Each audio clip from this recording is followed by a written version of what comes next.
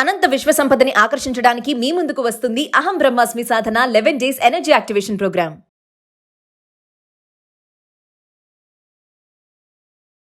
ప్రస్తుతం మనతో పాటు ఉన్నారు Vishwaguru, manifestation coach, law of attraction, life coach, vibrancy Vamshi garu. గురుగారితో మాట్లాడతాం. నమస్తే వంశీ గారు. ఆత్మ నమస్కార్. వంశీ గారు, మీరు చాలా వీడియోలో వంటగది గురించి చాలాసార్లు చెప్పారు. వంటగది చాలా శుభ్రంగా ఉండాలి, వెనకాల అంటే వంట చేస్తున్నప్పుడు వెనకాల అల్మార్లు ఉంటే ఓం శ్రీం అని రాసుకుని ఉండాలని చెప్పారు కదా. అయితే నా క్వశ్చన్ ఏంటంటే, 3 పొయ్యలు వంటగదిలో ఉండొచ్చా? అసలు శాస్త్రం ఏం చెప్తుంది? మన సాంప్రదాయం శాస్త్రం చూసుకుంటే చాలా మంది అంటారు కదా, 3 పొయ్యలు ఉండకూడదమ్మా, అనిష్టం అని అంటారు. 2 ఉండాలి, లేదంటే 4 ఉండాలి, కానీ 3 ఉండకూడదు అంటారు. చాలా మంది వాడుతున్నారు కూడా. దానివల్ల వచ్చే ప్రమాదాలు ఏమన్నా ఉంటాయా? ఏది కూడా ఊరికనే ఎవరు ఏది చెప్పరు. ఇది ఈరోజు మీరు చర్చిస్తున్నారంటే ఎప్పుడో పూర్వీకులు దీని గురించి లిఖించబడి ఉన్నారు కూడా. దక్షిణ తూర్పు దిశలో మనకి వంటగది ఉంటుంది, గృహంలో అగ్నితత్వం ఉంటుంది. 3 పొయ్యలు అంతకం మించి ఉంచితే అది డిస్టర్బెన్స్ అవుతుంది. అగ్నితత్వము డిస్టర్బెన్స్ అవుతుంది. దానివల్ల ఐఎమ్ టెల్లింగ్ యూ, రిలేషన్షిప్స్ ఇంట్లో ఉండవు, ఎత్తిపోతాయి, ఆర్థిక సమస్యలు వస్తాయి, హెల్త్ ఇష్యూస్ వచ్చేస్తాయి, అగ్ని ప్రమాదం జరిగే స్కోప్ కూడా ఉంది అని వాస్తు శాస్త్రంలో లిఖించబడి ఉన్నది. దీనికి మేనిఫెస్టేషన్కు కూడా there is a connection. Manifestation is nothing but everything, all our life transformation. Will decode about this topic. Thank you God, thank you universe. Hari ఓం తత్సత్. ఓం నమో హిమాలయ, ఓం శ్రీ గంగాయ నమః, ఓం హ్రీం దుర్గాయ నమః, ఓం ఐం హ్రీం శ్రీం శ్రీ మాత్రే నమః, ఓం రామ్ రాహువే నమః. ఇనంత బ్రహ్మాండానికి పంచభూతాలకి నా సర్వదా కృతజ్ఞాభివందనం. అహం బ్రహ్మాస్మి, మై ఐడెంటిటీ ఈజ్ కాస్మోస్. ఆత్మ నమస్కార్. Right question. 3 పొయ్యలు లేదా అంతకు మించి ఉంటే పాయింట్ నెంబర్ 1, అగ్ని ప్రమాదాలు జరిగే స్కోప్ ఉంది. వాస్తు శాస్త్ర ప్రకారం ఉండడానికి లేదు. అండ్ తరువాత ఇంట్లో సంబంధ బాంధవ్యాలు అనుకూలంగా ఉండవు, విచ్ మీన్స్ రిలేషన్షిప్ ఇష్యూస్ వస్తాయి. హస్బెండ్కి, వైఫ్కి, అమ్మకి, పిల్లలకి, తండ్రికి, పిల్లలకి, అత్త మామలకి రిలేషన్షిప్ ఇష్యూస్ వస్తాయి. 3వది, ఫినాన్షియల్ స్టెబిలిటీ ఉండదు. ఏముండదు? ఫినాన్షియల్ స్టెబిలిటీ ఉండదు. జనరల్గా మనం ఇంట్లో కుక్ చేసేటప్పుడు మన యొక్క ఫేస్ తూర్పు వైపు ఉండాలి, ఉత్తరం వైపు ఉండకూడదు. ఉత్తరం వైపు ఉంది అంటే కిచెన్ ఉత్తరం వైపు ఉంది అని అర్థం. అది కంప్లీట్ రాంగ్, చాలా పెద్ద దోషం. అండ్ కొంతమంది కిచెన్స్లో కిచెన్కి కనెక్ట్ అవుతూ వాష్రూమ్ ఎంట్రీస్ ఉన్నాయి. నేను కొన్ని హౌసెస్కి చూశాను. అర్థమవుతుందా? కిచెన్కి అనుకూలంగా కిచెన్ నుండి వాష్రూమ్స్కి ఎంట్రీ ఉంటుంది. I gone through some houses study చేయడం కొరకు, వాళ్ళకి సొల్యూషన్స్ ఇవ్వడం కొరకు, వాళ్ళ అనాలిసిస్, వాళ్ళ హౌస్ అనాలిసిస్ వాళ్ళకి ఇవ్వడం కొరకు విజిట్ చేసేటప్పుడు ఐ గాన్ త్రూ ఇట్. చాలా పెద్ద దోషం, ఎత్తిపోతుంది లైఫ్. ఇంట్లో ఉన్న ఎవ్వడికి శుభం ఉండదు, గ్రోత్ ఉండదు, కెరియర్ గ్రోత్ ఉండదు, రిలేషన్షిప్ ఇష్యూస్ ఉండవు, డబ్బు నిలబడదు, ఏమీ ఉండదు. 3 పొయ్యిలు అంతకంటే ఎక్కువ ఉంటే వాస్తుపరంగా అది కంప్లీట్ అవాయిడ్ చేయాలా. జనరల్గా చెప్తుంటా 2 ఉండాలా లేదా 4 ఉండాలా. నో, 3 అంతకుమించి ఎక్కువ ఉంటే దోషమే యాజ్ పర్ వాస్తు శాస్త్రం. అగ్నితత్వం స్టేబుల్గా ఉండదు. అర్థమవుతుంది? అగ్నితత్వం అని ఒకటి ఉంటుంది, అది స్టేబుల్గా ఉండదు, అన్స్టేబుల్ అవుతుంది. అన్స్టేబుల్ అవ్వడం వల్ల హౌస్లో ఉన్న వాళ్ళందరి మీద ఇంపాక్ట్ చేస్తుంది. నేను మీకు చాలాసార్లు చెప్పాను, హౌస్ అనేది, హౌస్లో కాస్మిక్ ఎనర్జీ ఉంటుంది. వాస్తును ఎందుకు కరెక్షన్ చేయిస్తారంటే హౌస్లో కాస్మిక్ ఎనర్జీ ఉంటుంది. అండ్ అందులో ఉన్న కాస్మిక్ ఎనర్జీ డిస్టర్బ్ అయితే అది గృహంలో నివసిస్తున్న వాళ్ళందరి మీద ఇంపాక్ట్ అవుతుంది. అంటే వాళ్ళ మీద ఇంపాక్ట్ అవుతుందంటే ఏం ఇంపాక్ట్? హెల్త్ ఇంపాక్ట్ అవ్వచ్చు, వెల్త్ ఇంపాక్ట్ అవ్వచ్చు, కెరియర్ ఇంపాక్ట్ అవ్వచ్చు, రిలేషన్షిప్ ఇంపాక్ట్ అవ్వచ్చు, యాక్సిడెంట్స్ కూడా అయ్యే అవకాశం ఉంది. కొన్ని రెమెడీస్ ఉన్నాయి.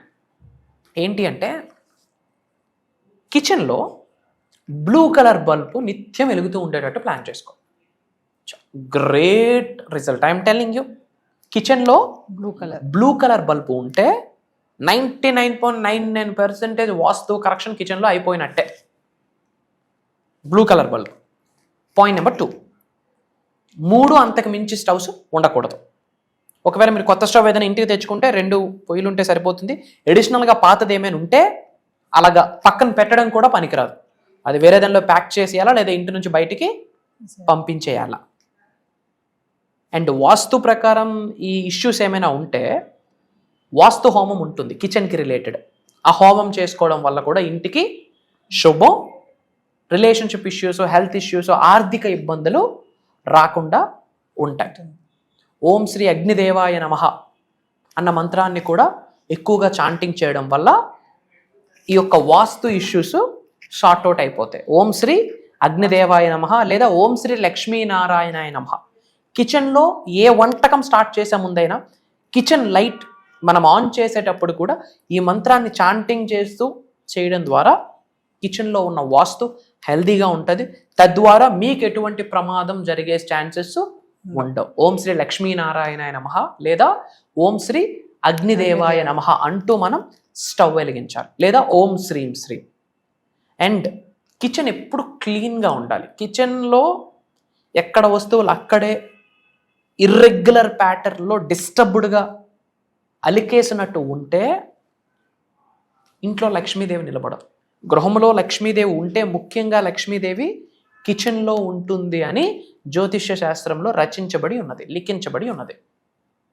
కాబట్టి కిచెన్ హౌస్ అంతా ఎంత క్లీన్గా ఉండడం ఇంపార్టెంటో అంతకంటే 10 రెట్లు ఎక్కువగా కిచెన్ క్లీన్గా ఉండాలి.